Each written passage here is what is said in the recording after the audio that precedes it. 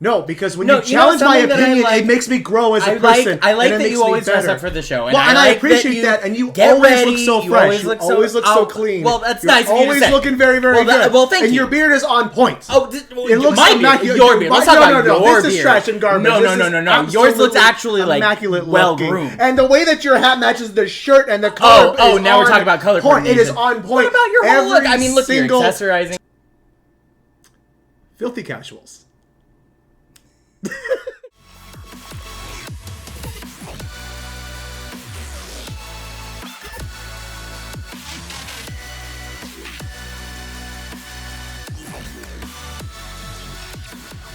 What's up, everybody, and welcome to 3VO, where we're all on the same team. I'm your host this week, Jordan. And I'm your other host, Brendan. And if you're new here, then we are just two big old nerds that absolutely love video games. So if you too love video games as much as we do, this is definitely the podcast for you.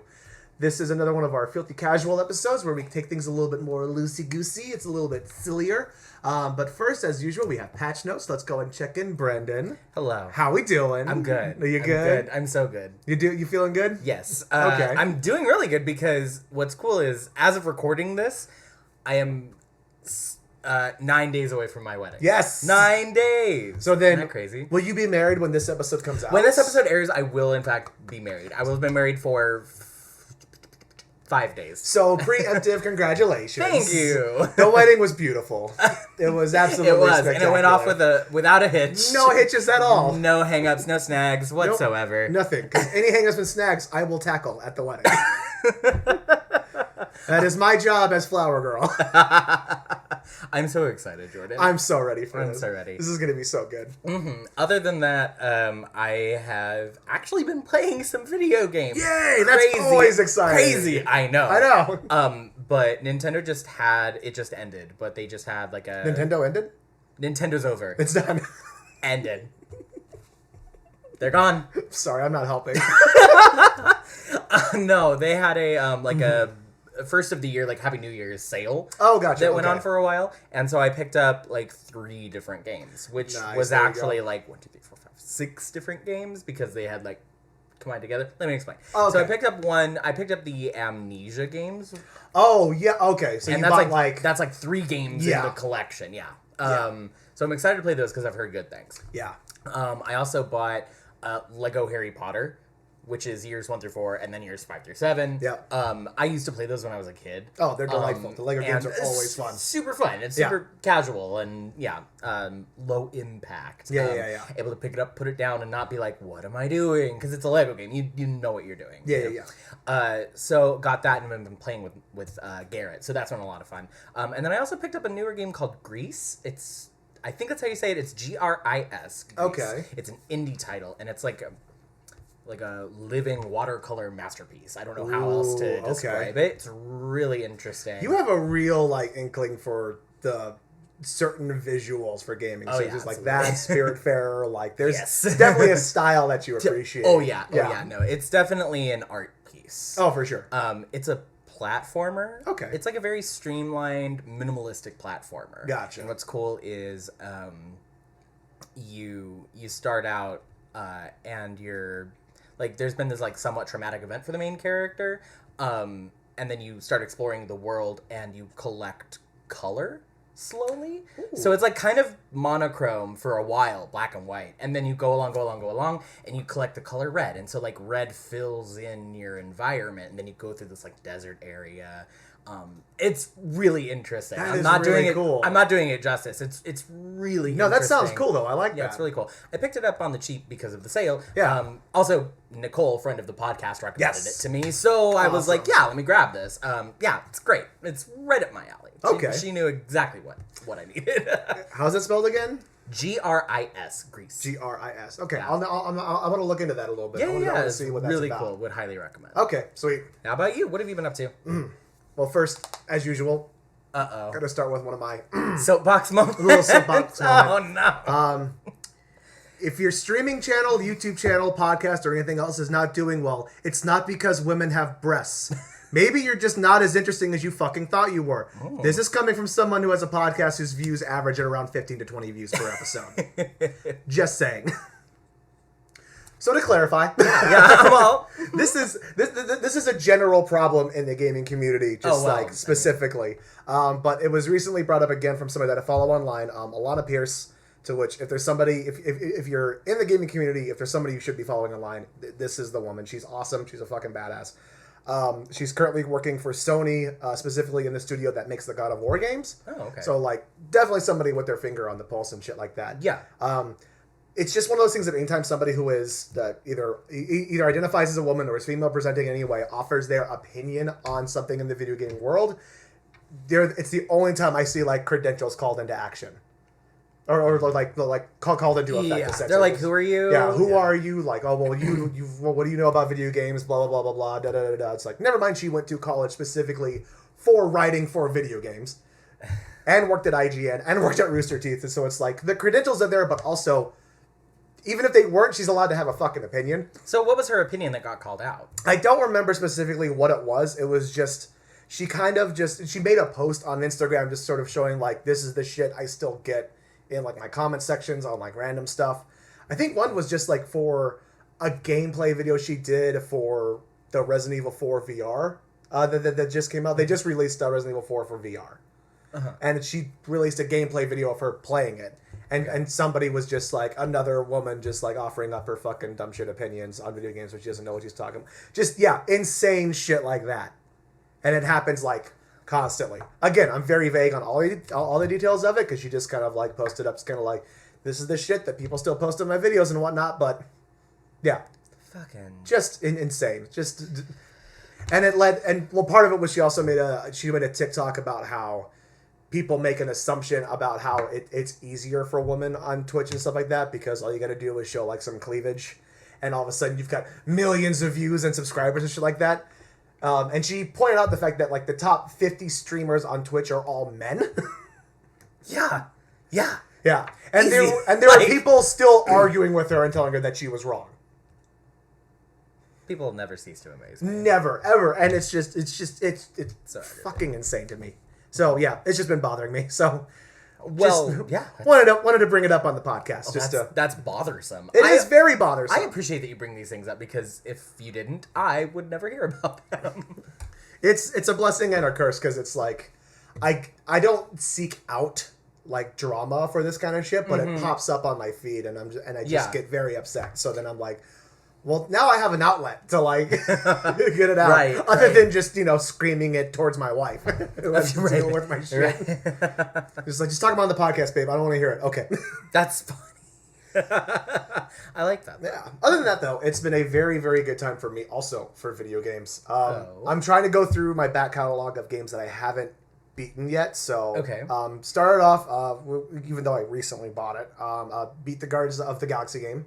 Okay. Which highly, highly recommend for anybody out there. If you just like, it's just a good time. Mm-hmm. It's just a very well made game. The writing's super fun. Mm-hmm. They do the characters really well, and the gameplay is really, really fun too. So if you're just not quite casual, no, but if you want a game that's a little bit less stressful than some of the other shit out there, it's sort of like the antithesis to like Dark Souls and shit. It's like a mid-weight game, I would say. There we go. That's a good way to put it. Yeah. Not too difficult, but not like so easy that you're bored. Yeah. It's a very good balance there. Yeah. Definitely.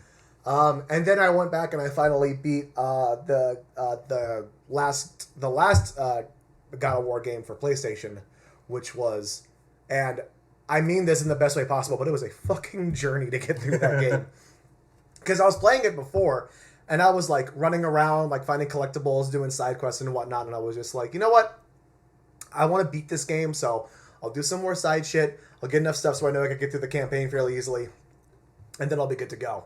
And I'll beat this game in like, I'll beat this game in like, a few hours. Famous last words. 3 days, just getting through the main campaign. I bet, yeah. It is, but like it's supposed to be like an old like fucking old school hero's journey quest, so it makes sense that there's a bunch of moving parts to it. The cat almost just knocked over our lighting stand. Well, now that all that's out of the way and our equipment is standing up straight again, now it's time to get into our main quest. And as this is a Fieldy Casual episode, Brendan, let's just stretch out a little bit, kick back a little bit, get a little bit more cozy and relaxed, because we're just going to be talking in general about how it is that we have different opinions about games, and that doesn't make either one of us a bad person. No, not even a little.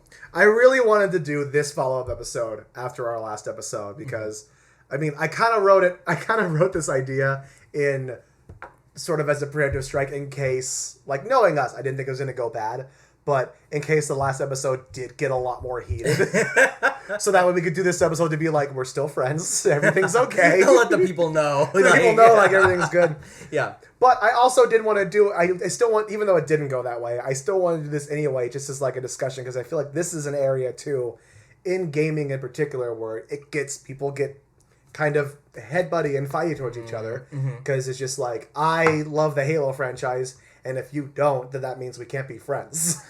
It's sort of the attitude that kind of seems to come out sometimes. Yeah. Well, I think this is endemic of just gaming culture in general, as is evidenced by all of the other multitudinous problems that we have in the gaming community. Yeah. Like being shitty to women, you know? I feel like, sadly, even within this too, about like the dissenting opinions and how like extreme people can be in that, I feel like even that still kind of stems from that old school misogynistic games are for boys like kind of attitude and shit like that. So it's all sadly still very connected together. It's all related. Yeah. It's all interrelated and shitty. In the worst way possible. Like incest. It's just you don't want it to be related in that way. Sister dick will make you sick. What?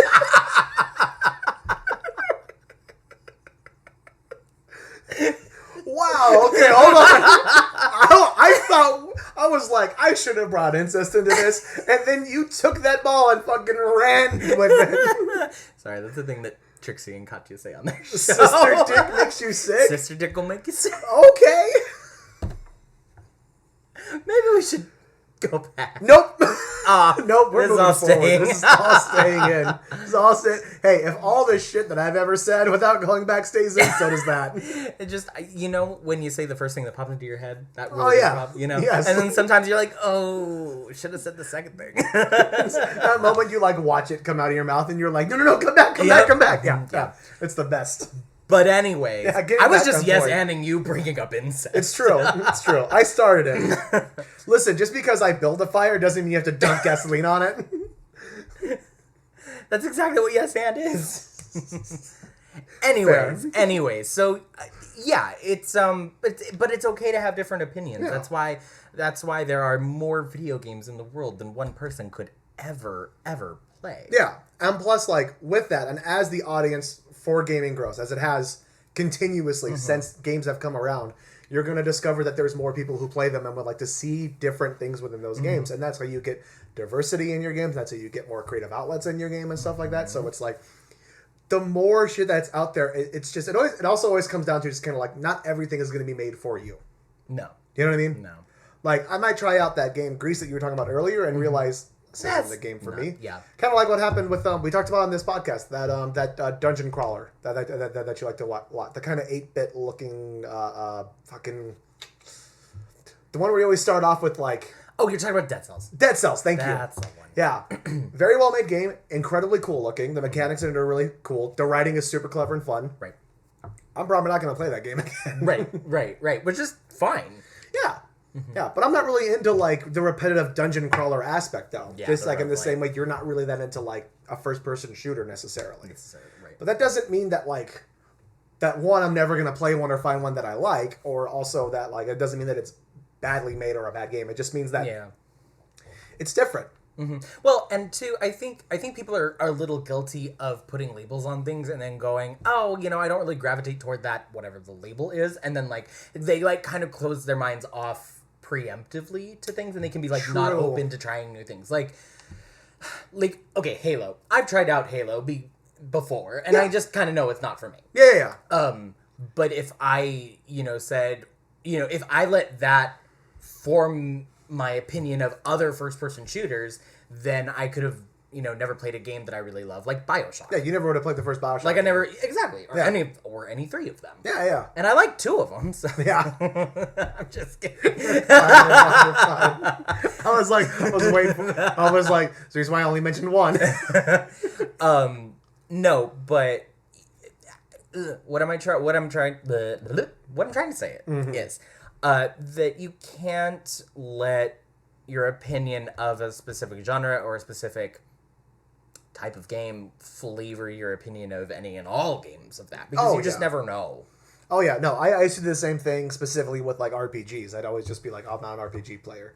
But then, shit like Mass Effect started coming out, and then it's like, okay, maybe there is just like a certain way RPGs are made that makes me a bit more accessible to playing them. Right. I'll still say I'm not like into like pure RPGs, like JRPGs and stuff like that. Mm-hmm. Not that they're bad. Right. But just like, it's sorry to say, but I am slowly going to make my way through the Kingdom Hearts games. But that currently feels like a chore for me, because that's not a mechanic that like I'm that into. But there's such a cultural centerpiece in the gaming community that I feel like that's something I should be more aware of. Gotcha. Yeah. In terms of like, it's like a cultural moment. It really is. Like, it's huge. It's fucking huge. Yeah. It was like the next Mario in terms of just like everyone knows the name. You know what I mean? What about Kingdom Hearts do you not like? It's that. Well, okay. I mean, there's just like there's the writing. There's just. Ouch! I know that's really, really mean, but I'm just like. No, I'm not saying you're wrong. No, I know. It's just like I've talked to Connor about this before, but it's just like, just because your plot's convoluted, it doesn't mean it's good. I get why people like it, though. I get why people like it, because it is sort of like, and something I appreciate about most Kingdom Hearts fans is that when I do say shit like that, and it's like, the plot is insane and the story doesn't make any sense, they kind of smile and go, yeah, but that's why you love it. You know, they'll be the first ones to say so. It's like, oh yeah, it's batshit insane for sure. But I get that that's part of the appeal for it too. Mm-hmm. And it's like, at least in the first one, like, and this goes back to like old game mechanics, but just like it feels very stiff. In the first game, to me, just like the actual playing of it feels very, very stiff. Yeah. I get that. But again, that could be just because it came out on the PlayStation 2 like 20-something odd years ago now at this point. So just like gaming has changed a lot since then. So it just could be a mechanic that I'm just not that used to anymore. Right. But that I mean, how many copies of Kingdom Hearts have been fucking sold, and just like how many reviews have been done on the Kingdom Hearts games that have been glowing fucking reviews and shit like that. So it's like, I'm not saying that I'm wrong, but if I am the like one of the few dissenting opinions on the thing, then it's just not for me. That's it. It's just not a game made for me, and that's fine. And that's fine. Yeah. Like we said, there's so many different games, more than one person could ever play through in a lifetime. That it's true. Like, which that is always the thing that gets me when people specifically get really mad that they didn't like a certain game. Like just harp on it for a long time. It's like, this Assassin's Creed blah blah blah didn't do this and this and this, and it's like, cool.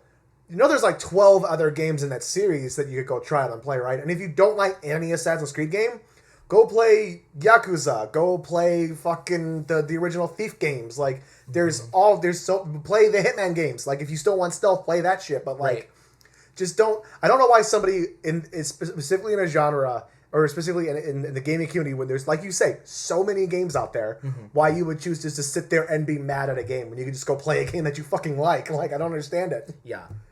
It comes back to that entitlement and feeling of like, well, this is for me and I didn't like it, so I'm gonna shit all over it. Yeah, it also comes down to that weird like feeling of ownership that people feel like they have over the things that they like. Yeah. Which is like, I am a big advocate for being a passionate fan of things and loving things almost as much as you could love a fucking person.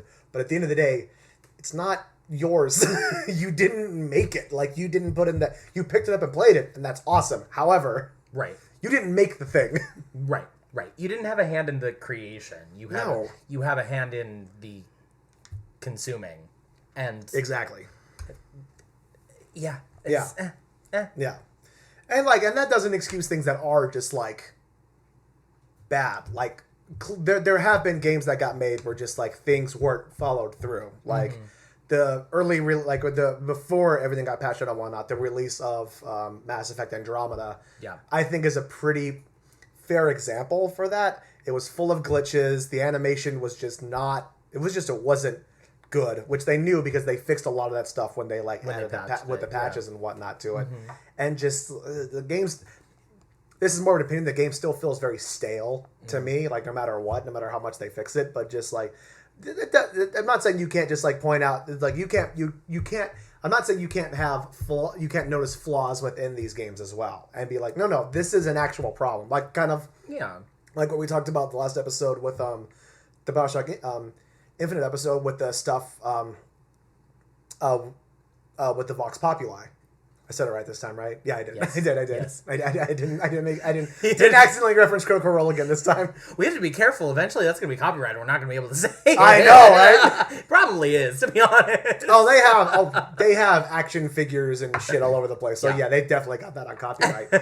But just like, that is a very problematic element in a game that I love, and you can't ignore things like that either. Like, you can't just be like, no, I love this game, and therefore there are no faults. Things you love can still have faults and problems. Mm-hmm. It's like enjoying Harry Potter, but being critical of the author. Yes. It's true. It's true. Yeah. Can't believe that people are still trying to defend her, though. It's insane to me. It's a whole other topic. I know. She's the one that gave him a career. All right.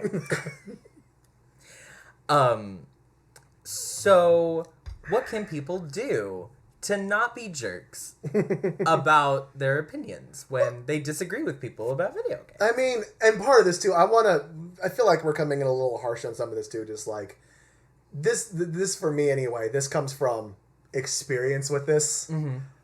So it's definitely something like, You have experience with disagreeing with people? Disagreeing with people, and particularly not taking it very well when they disagree with me. Like, that's the main point where I have. It's like, no, I will disagree with people until I hit the fucking grave. That will happen no matter what. What I'm saying is learning to not take it so personally when people disagree with me. Because I think part of it too, and this I totally get, is that for some people, within any genre, within gaming, comics, movies, books, like any of that stuff, people tend to find their identity within these things that well. They like, anytime they play a game or like read a book or something like that, they kind of go like, this person reminds me of me. I feel this makes sense to me. Like, I get where this guy's going and whatnot. That's a really good point. So when somebody comes out and says, I didn't think that was very good, that can feel like a personal attack. Right. Which I understand. It's not, though, is the thing. Right. Because you're not that person. You're not. I get that you relate. There's so many times that like playing through, as goofy as it is, playing through the Guardians of the Galaxy games, there were points that made me tear up and get emotional playing that game. Because like, I felt so much of like what the characters were going through in that game, and I related to a lot of it. So it kind of got to me at a certain point. But if somebody goes online and says kind of like, I didn't really vibe with the Guardians game, I could be like, I get that. That just means that it probably didn't speak to you. That doesn't mean you're a bad person. It just means that it didn't speak to you the way that it spoke to me. Kind of like what we talked about a little bit with the just dropping names to it. The fucking puzzle game that we played and loved. Superliminal? Superliminal. Yeah. That the ending for that game really got to me. You thought it was cool, but it didn't like impact you as much as it got to me.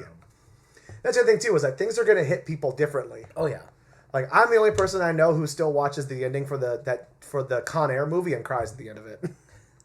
And it's not a good movie, so it shouldn't hit me that much, but the ending still makes me cry, like, no matter what. Oh. Yeah. The end of Hamilton always makes me cry. Oh God. All the back half of that show just makes me cry. It's specifically the moment with Eliza at the end, though, just like stabbed in the heart. Do you ever get emotional because something is just like so good it makes you like tear up? Yes. Yeah. Because like for Hamilton specifically as an example, when you get to the end of the end for the Battle of Yorktown, the we won part, that moment is just so incredibly put together that it gets me teary eyed. Yeah. No, I definitely get teary eyed at stuff. Like, I don't know how to describe moments, but there'll be like moments in movies and like TV shows and whatever where like you'll see something happening and you'll be like, oh my God, I hope this happens. And it's like really impactful and like a big moment, and then it does, and you're like, that's what makes me cry. I don't know why. It's watching all the pieces come together like perfectly. Yeah. That's entirely what it is. Yeah. Like, you know the moment in Encanto when Antonio gets his gift and then he's talking to the toucan? That makes me cry. I still haven't seen it. You still haven't seen Encanto? No, I thought you had. No, I haven't. Well, I've ruined it now. So no, I don't think you did. No reason to want to know. Nothing you said made any sense to me, so... Okay, well, watch it, and if you I do need to watch it. I do know. need to watch it. No, I've seen bits of it because of like, TikTok and the sounds and whatnot. So it's Right. like it's been all over the place. And I know it's a really good movie. I just need to sit down and fucking watch the damn thing. For sure. Well, maybe the listeners out there will know what I'm talking about. If you cry Hopefully. for Encanto, then let me know. And I think the other, just to kind of circle us back to on topic a little bit here. It's filthy casuals. I'm not saying we need to. I'm just, at a certain point, we got to get back on it. But the other thing, too, is that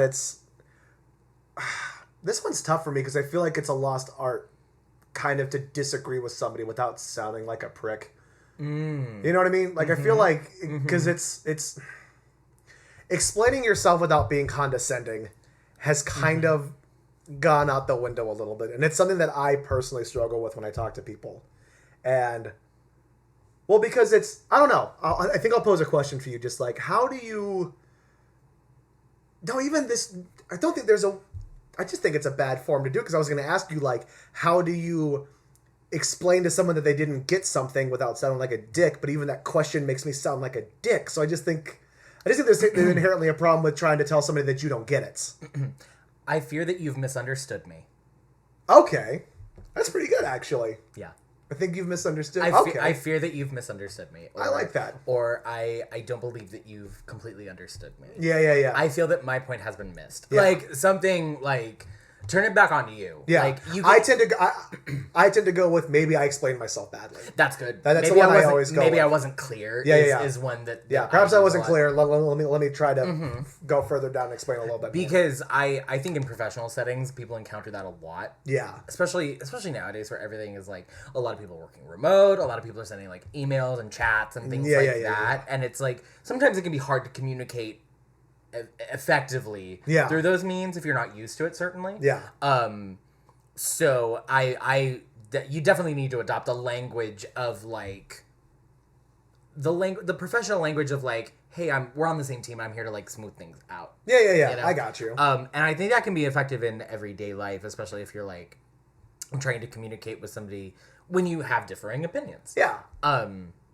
Or they have some thing wrong, or they've misunderstood you. Yes. So I think that's I think that is something that people need to get back into the habit of doing, is like taking a step back, kind of zooming out and looking at the situation and going, wait a minute, am I not being an effective communicator here? Yeah.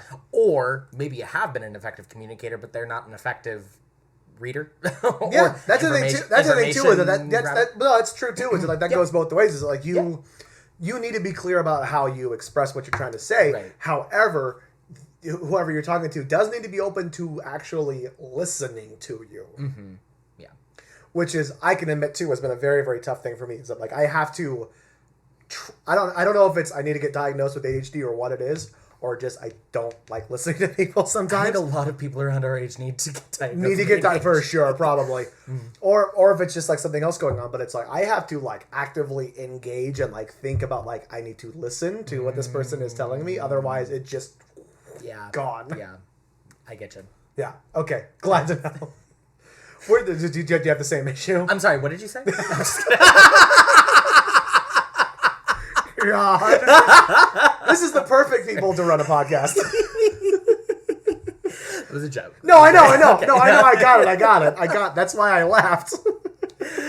Anyways. I think that people need to learn how to zoom out and make sure that effective communication is happening. Yeah. So that if people are like having differing opinions on things, then they can say, you know what, we just differ in opinion on that, and that's okay, and like move on, because it's not, like you said, it's not personal. It doesn't need to be personal, but it becomes personal if you do start to attack the other person.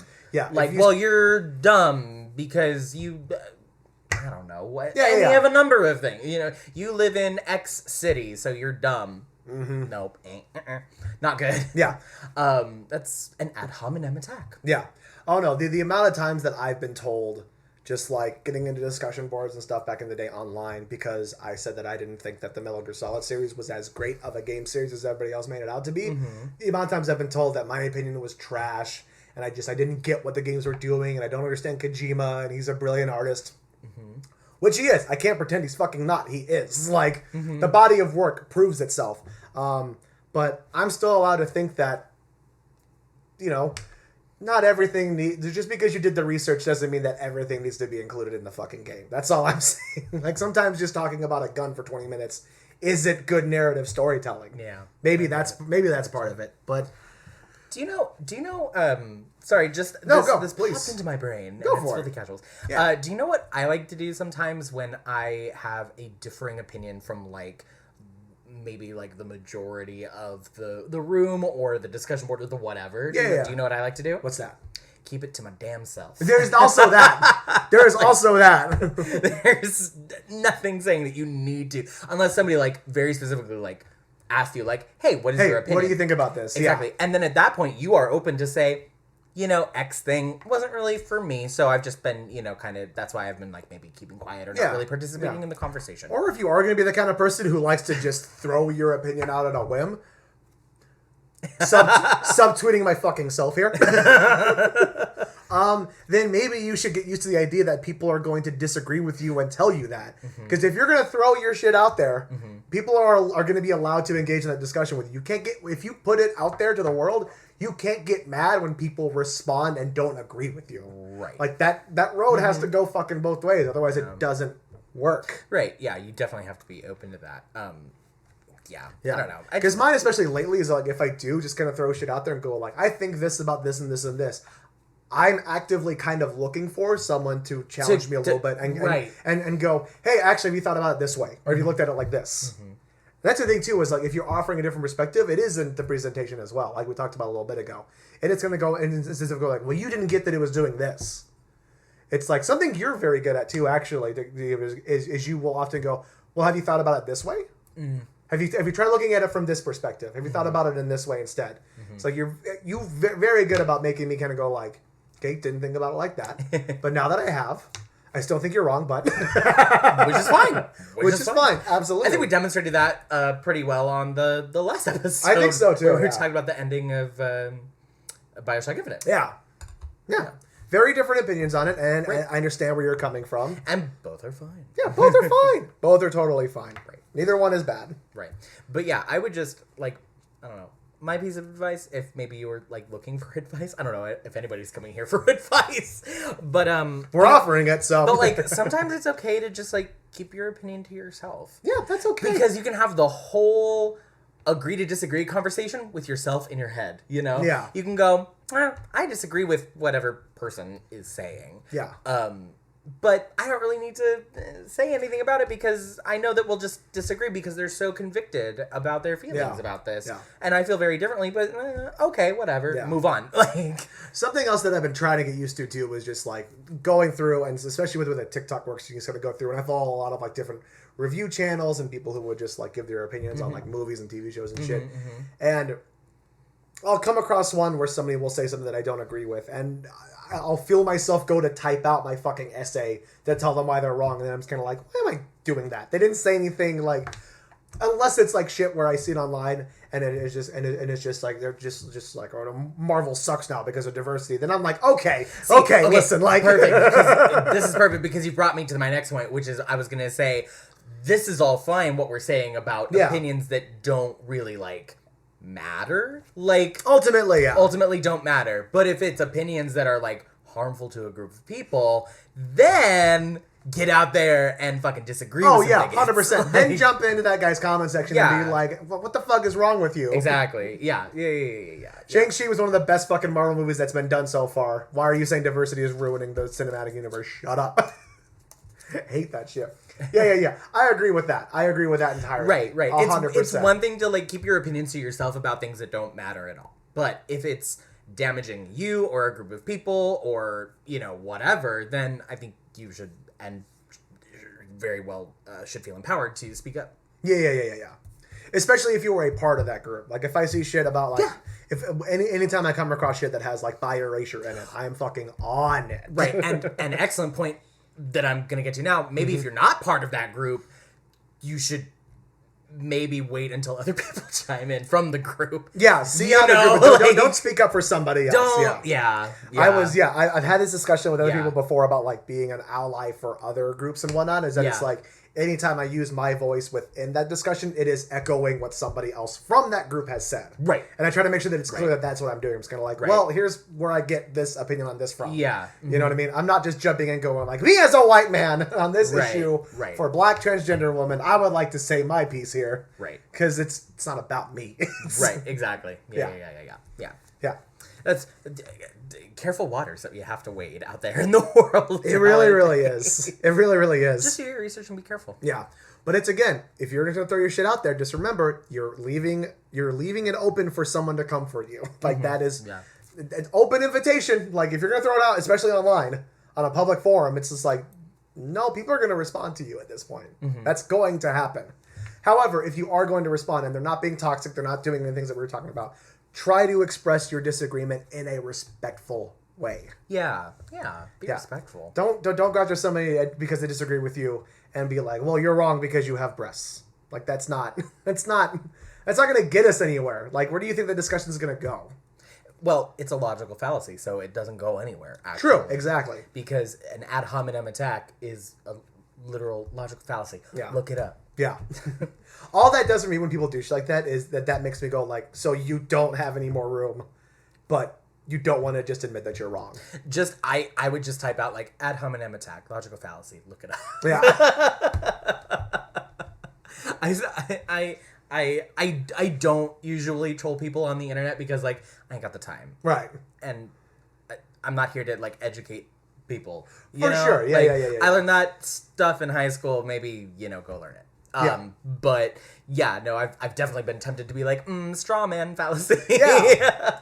That brings up a good point too, though, is that it's like, if you disagree with somebody and they bring up things like, and then they bring up certain things that you don't get, it's not necessarily that person's job to educate you on that subject. Oh, no. Do you know what I mean? Like, my whole thing with, like, to use the example again of Bioshock Infinite, it was pointed out to me a couple times the issues within the Vox Populi narrative and Daisy Fitzroy in particular, and having her turn into a villain within that narrative as well.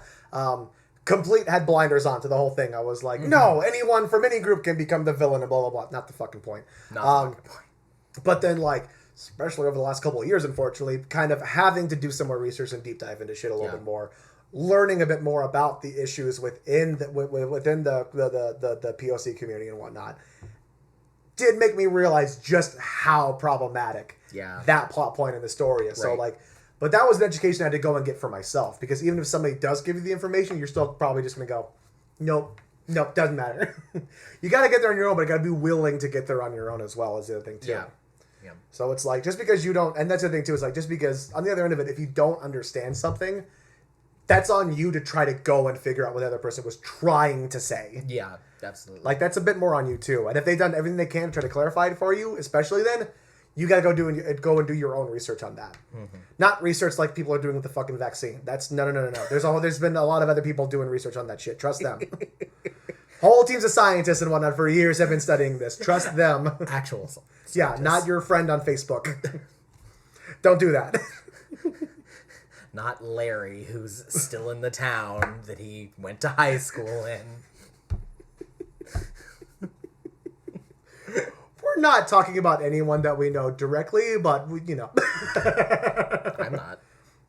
Oh, I've got a few people I'm talking about. Grew up in a tiny ass conservative town, and a lot of people I know are still there. But yeah, just be open to it too, which I think is tough for a lot of people. Which I also get too, is that it's like just being open to that opinion of someone going like, I don't really like Halo, or I don't like Bioshock, or blah, blah, blah, blah, blah, and not immediately feeling... It all goes back to that personal thing of just kind of like feeling very attached to it, which is fine, but just know that like it is as much as I appreciate all these things, they are just things in the world, if that makes sense. Like a video game is a video game at the end of the day, and that's all it is. So no matter how strongly I feel about it, if somebody tells me they don't like that thing, it's just a thing that they don't like. And that's good. You're gonna be okay. I think that's the main thing. You're gonna be fine at the end of the day. It's like somebody saying, "Oh well, I don't like fettuccine Alfredo." Okay. Yeah. Serve them spaghetti. I don't know. Yeah. Like, it's okay. Serve 'em spaghetti. That's our little adage for today. They don't like fettuccine? Oh, no, Serve 'em no, spaghetti. Brendan. That is the title for this episode. Serve them spaghetti. Serve 'em spaghetti. I want it to happen. That's great, And yeah. it's not going to make any sense. The algorithm is not going to pick that up at all. The people, they gotta watch. I know. They gotta watch. They're gonna see the title and go, "What does that mean?" And then they still won't watch it. And they yeah, or they'll get close to an hour in and go, "That's why it's fucking called Serve Them Spaghetti." Are you kidding me? That's okay. What the fuck? That's okay. I'm okay with it. I'm okay with it because this is the first time that we've come up with an episode title, like, In the episode? in the episode, and more than, like, an hour before the episode needed to go up. So... The amount of times that it's just been, and it's always been, I've never once messaged you. It's always been you going, Always me. episode titles, and me just like, and just like bullshitting the first thing that fucking comes to my You've mind. always for, got like, it, 4 though. Titles. You've always got it, though. Sometimes I got it. Every once in a while I'll throw shit out, and you'll go, that's good. I was thinking this. I fear you've misunderstood.